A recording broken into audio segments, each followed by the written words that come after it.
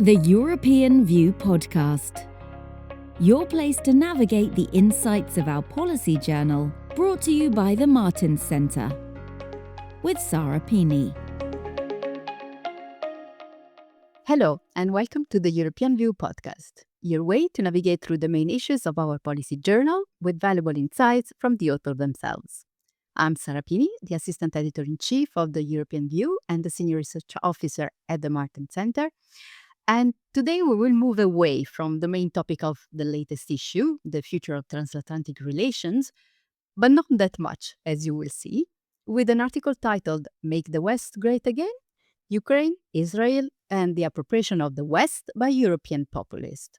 The author is Angelos Chryssogelos, research associate at the Martens Centre and reader in politics and international relations at London Metropolitan University, and also the host of our video series Bridge Channel.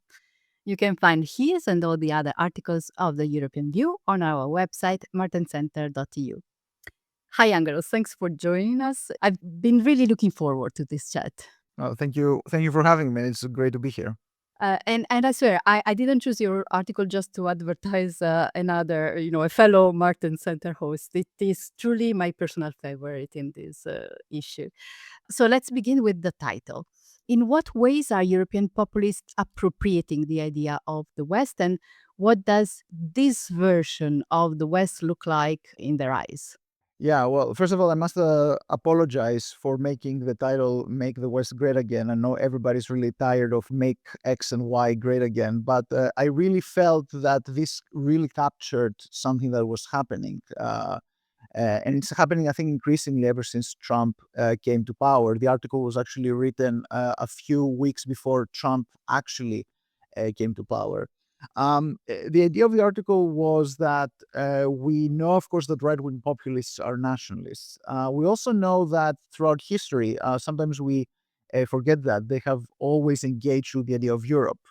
It's a long tradition in far-right politics to actually speak about a specific vision of Europe, and I think many of our listeners will probably have in mind about why that specific far-right vision of Europe and how it differs from other visions of Europe and European unification. But what I think is really interesting is that now what they do quite a lot, many of those right-wing populists, is that they engage with an idea of the West. And there are various reasons and dynamics where this happens, and I discuss them in the article. Most lately, again, something that your listeners might probably be more familiar with is, of course, the fact that Trump is now in power. A lot of those right-wing populists, historically, many of them were anti-Atlanticist, or they were very suspicious of American influence in Europe. But now with Trump in power, you see them now having to think not only about their countries as nationalists, and not only about Europe, because they're always used to cooperating with each other within Europe, but now having to think about Europe's relations with the United States and how the West together has to, as a whole, has to stand in a changing world. And what I say in the article is that their vision of the West is actually quite distinct. I call it a very defensive and a very parochial vision. It lies primarily on their shared distrust of migration and their shared distrust of multiculturalism. And from this flow various perspectives. It's a very defensive mindset. It's a sense of that the West is under siege, and it's fundamentally a vision which basically really doubles down on the West pursuing some very core interest, while at the same time kind of giving up on its mission of shaping the world around it. So this is fundamentally a very different vision from most other mainstream visions of the West that we were used to having in the past. And what danger does this appropriation pose for the EU, in particular for its role on the global scene, which is your main focus? Yeah, I think it's very interesting. There's two things that I see here. First of all, one problem is that thinking about the relations with Trump's United States, if we're thinking about those European populists, I think you see quite a few of them coalescing now around a vision which essentially sees Europe as subordinate to Trump's America. Now, to be clear, this is obviously a very reactive vision. If America were to vote a Democrat president, you may see them suddenly becoming hyper-European, pro-European, European civilizations under threat from America and so on. But this actually, if anything, shows that they're not very principled, right? So they don't really have a European vision as such, because if it oscillates on who is based on who is in power in America. But for as long as Trump is in power in America, or for as long as they see major political forces in America and the United States that they can be allied with, I think their vision is one where they're very much open to basically whatever Trump wants from Europe, to offer very little resistance to it. You see it in the UK with the way, for example, Nigel Farage is essentially doing the bidding of Trump more than the British national interest on various issues. The same is the case on many issues in Europe. But speaking about Europe specifically and their vision of Europe, I think this populist vision of the West is really interesting, because it basically combines also, you see in also something that is still relevant for these far right populists from the past. They used to be, many of them, anti-American or anti-Atlanticist, and therefore they also tended to be quite multipolarist in some way. So, for example, many of them were pro-Russian at the time. Now, many of them today, on the other hand, can be quite anti-Russian and Russian skeptic, particularly quite a few populists from Central and Eastern Europe for immediate geopolitical reasons. Many others can be distrustful of China. But I think a main mindset that persists since the old days, that they carry over into their new vision of the West, is a fundamentally a multipolarist mindset. It's a mindset that basically says every culture or every civilization in the world has its own thing, has its own space, and we're happy to leave others do whatever they want in their own space, as long as they leave Europe or the West as a whole, again, do its own thing in its own space. And that is fundamentally different from how the liberal West understood itself, and how Europe, the EU, as part of this West, understood its own ability to promote its interests in the past. Because Europe was not only about promoting its interests, but it's also about shaping values and norms and ideas around the world. Of course, with respect to what a lot of other places in the world had to offer, but Europe was quite confident in actually some of its own values and some of its own ideas being really important and worth promoting around the world. So again, this vision of the West is actually a very parochial. It's a kind of a sense of West under siege, the West behind walls, the West being very hyper-Western inside the West, but being very relativist outside the West. And I think it's actually ultimately, if Europe were to go down that path, it would really diminish its ability to influence developments around it and to promote its interests strategically around the world. This is why I was saying that your article is still somehow in the framework of a transatlantic relation, even if your scope is a bit broader. You mentioned that you wrote this article before the start of Trump's second term, so it's been a while, and the mood has been shifting. Meanwhile, Putin's friends no longer hide their sympathies, and under the cover of pacifism, they attempt to undermine our efforts to build the European Defense Union. Meanwhile, pro-Pal movements and hostility toward Israel, when not outright anti-Semitism, have been growing elsewhere. You know it particularly well because you live in the UK, where this is a particularly felt issue, and where thousands of pro-Pal protesters have been arrested in recent months. So what is happening there, and how is the far right benefiting from this situation?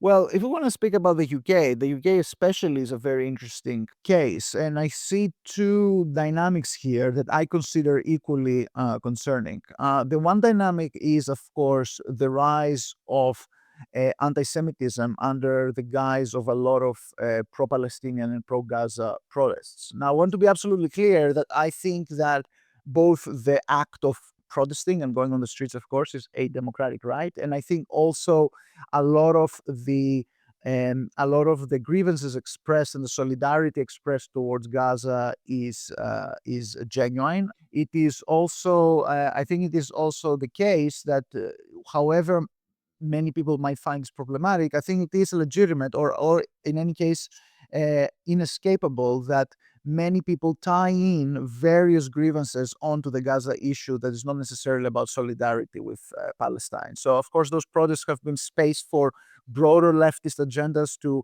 make it to the street, and a lot of people who have issues about their position in the UK on questions of multiculturalism, questions of belonging and identity, find an outlet through those Gaza protests. The fact remains, having said all of those things, and of course, protesting is a democratic right for everybody. Having said this, it is also true that many extreme slogans and many extreme expressions have appeared in those protests. Interestingly enough, many of them not by British people of Muslim or Arab descent. This is actually really interesting. Quite a lot of it's a pattern that we saw in the United States years ago with the Black Lives Matter protests, many of whom, some of the most extreme kind of protesting was not happening by African Americans. So it is still very interesting how a lot of ideological agendas go in there, and it makes you wonder to what extent some genuine anti-Semitic elements are presented there. The government's trying here in the UK is trying to do quite a lot of things to clamp this down. There is another trend, however, which I find equally problematic and speaks more to my article, to what I wrote to the article. In my article, I was speaking about how it is fascinating how many far-right parties with a strong anti-Semitic, right-wing anti-Semitic tradition nowadays pose themselves as defenders of Israel, as kind of loud defenders of Israel, performative defenders of Israel. There was a very interesting term somebody used once about far-right actors who appropriate Christianity, kind of like our Christian values in countries that have been, many so Western European societies are so secularized, right? Somebody called it Christianism. It's not Christianity, but it's Christianism. By the same token, I think that we have something that perhaps we can call Israelism. So there's a lot of this performative support for Israel, not because they are genuinely pro-Israeli or pro-Jewish. It's this instrumental use of Israel as this performative and perhaps even to some extent illusionary place where Muslims are being kicked back or Muslims are being put down and so on. There was a picture that took the rounds from some pro-Israeli demonstration here in the UK a few weeks ago, where there was this huge banner that said "Defend Israel," and right next to it there was somebody doing a Nazi salute. And that person, that to me captures the entire notion. Which my point being, however, is that those of us and anyone who cares about the geopolitical interests of Israel, for the position of Israel, and for the connections between Europe and Israel, it is still quite important not to fall into the trap of this performative far-right Israelism, as I would say, right? Because many of those actors are not genuinely interested in Israel's interests, and many of those actors are not actually interested in peace in the Middle East or even peace in Europe. To them, it is essentially an avatar or a theater for a culture war, constant culture war against Muslims. And in this respect, the security of Israelis or the security of Jewish people, we actually had a terrorist attack in a synagogue just a few days ago in Manchester, is really not something, they're not interested in those things not happening. They're interested in using those things to foment those kinds of cultural wars or quasi-ethnic wars in Europe that they are really feeding on. Now, I think the UK is a particularly intense example of this, and I think the EU should be looking at what's happening in the UK, because on the one hand, there are some clear lessons to be taken there about some of the failures or some of the ways that we have not implemented multicultural notions all that well, and I think that is actually a very, very real issue. But the UK is also a space for a certain category of far-right actors, such as Nigel Farage, who are able to speak the language of Western liberalism, but to deploy it for very ethnic nativist goals. And Israel is a very good example of this. Presenting yourself as a good friend of Israel, as a good Atlanticist, as a good pro-Westernist, but at the same time using this for completely different purposes than what we're used to think when we thought about the Western alliance, the defense of Israel, and the values that are reflected in this. These are very, very small, sophisticated differences, but I think we should take them very, very much keep it very much into mind, because the same message can be used for very different purposes by very different actors. So you have your issues in the UK, but I would argue that the situation is even worse in France, where government come and go, and where the political debate is dominated by a far right and a far left, which both have quite radical position, both on Russia and on the conflict on the Middle East. So now with snap general, possibly also presidential election probably on the horizon. We will see what happens in the next days. What could be the consequence? What do you see in the future for France and for the US in general? Well, obviously, any notion of political instability, France is obviously very problematic for the entire EU. And I agree with you also that in France, we have something that is quite different to the UK, which is that in France, we also have a strong presence in the actual party system of a lot of those voices pushing on a radical vision or a radical kind of message on Palestine as well as Russia. That is something that you don't really have in the UK, where outright pro Russia voices are quite marginalized, and the outright pro Gaza, pro Palestine positions mostly are expressed on the street rather than in the party system. I genuinely don't know how France can get out of this situation. My first reflection is that we see now how a project that started off as some kind of quote unquote centrism kind of is, we can see it reaching its limits, if not completely imploding. I think France is a very good example that you do need proper big parties of the center right and the center left to structure debates instead of this the center or the establishment, however you want to call it, versus the extremes. All it does is basically it strengthens the extremes completely.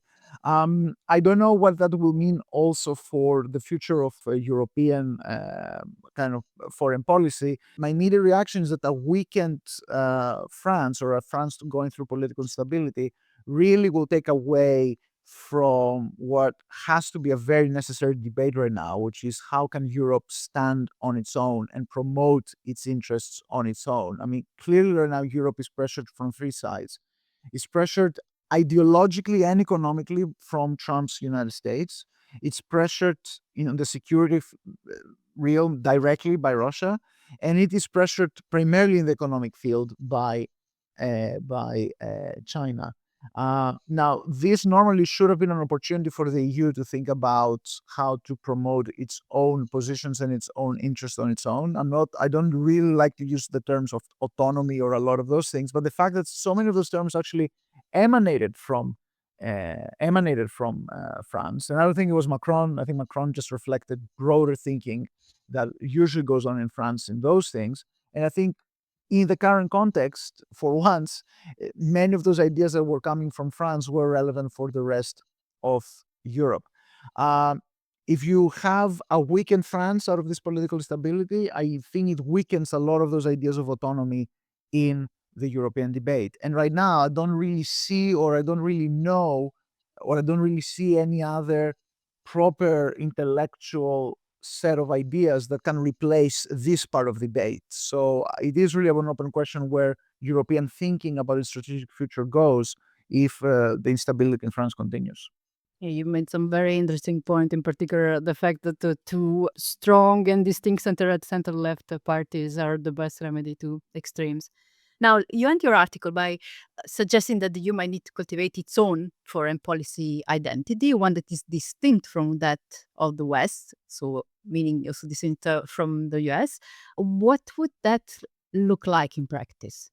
Yeah, I mean, I think I don't know if the conclusion of my article was a bit risque for what we normally do in the Martens Centre. I'm definitely not advocating for a permanent breach of Atlanticism, and I'm not advocating for not keeping avenues or bridges to the United States.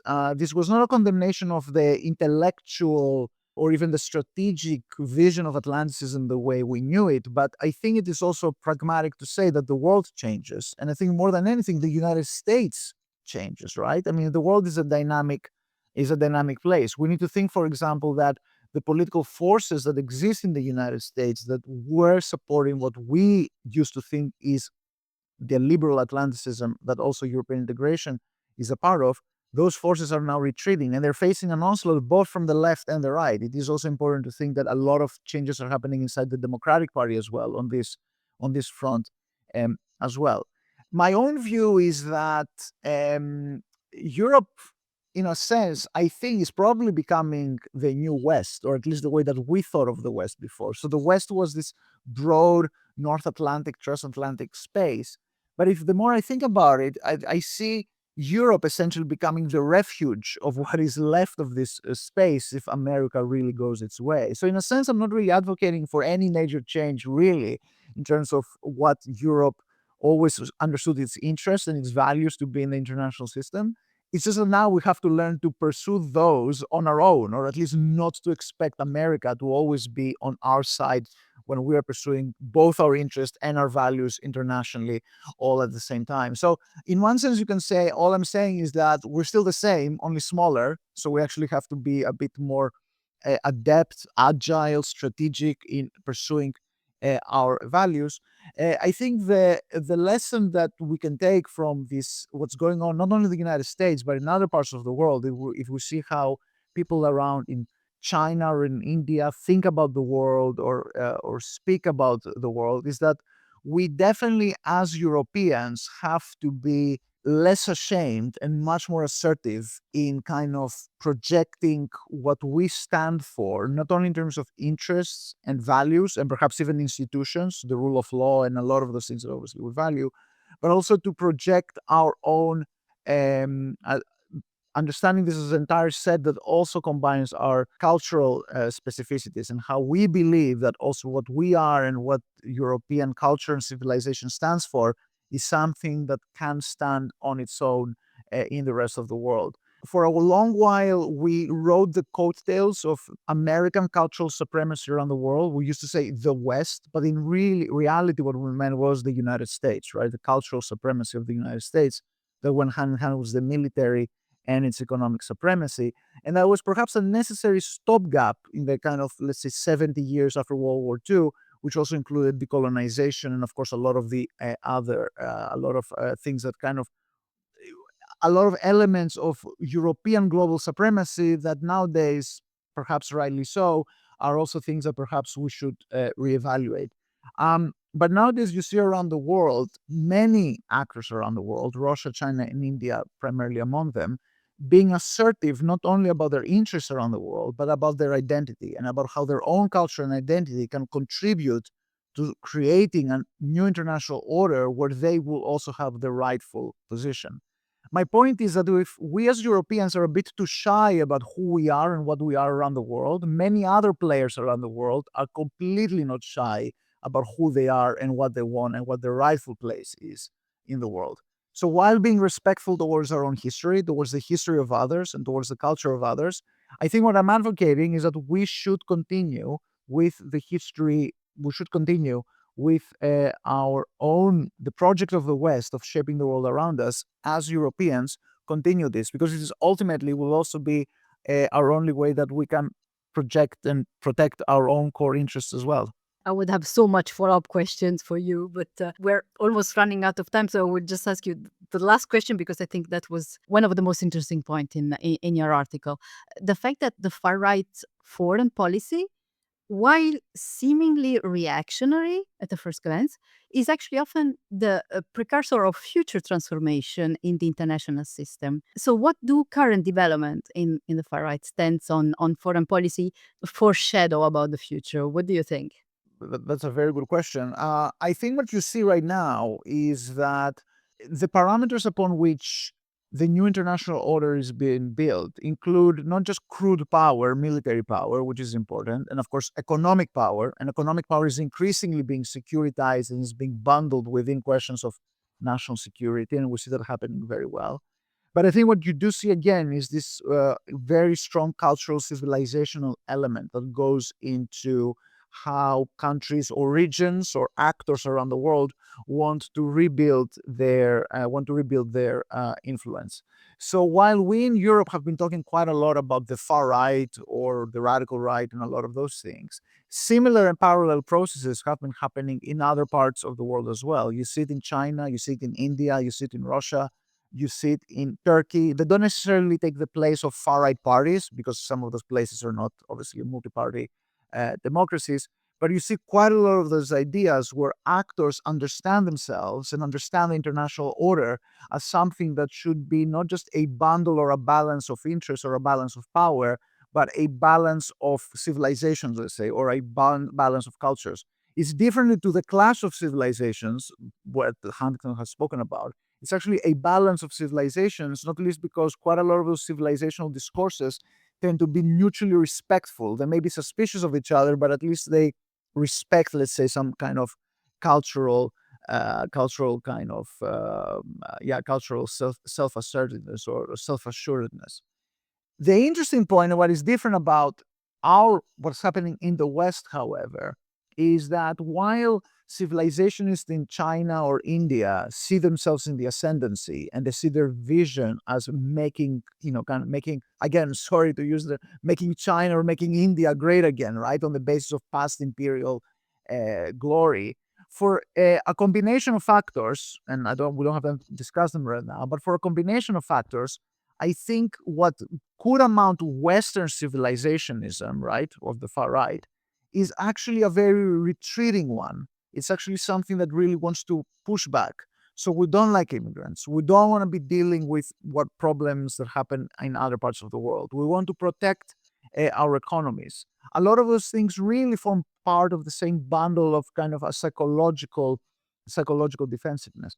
So while the far right in Europe really already presaged or kind of foreshadowed the fact that a lot of the debates globally will take place also in the civilizational or the cultural field, what it doesn't do is allow the West or Europe to engage with those debates in a confident level. In a way, this radical right and its defensiveness to the other part of the world is kind of the other side of the same coin of kind of post-colonial wokeness, which basically wants Europe to live with a constant trauma or a constant guilt. Essentially, they're both sides of the same coin. They need each other because they polarize against each other, but both of them really want a West or a Europe that is less assertive about its own distinctiveness and its own ability to shape the world around it in the international stage. So the short is a vision where culture and a lot of those discourses and civilizations really matter, but they're also condemning Europe to actually not take part in this conversation the way it should. And I believe this is something that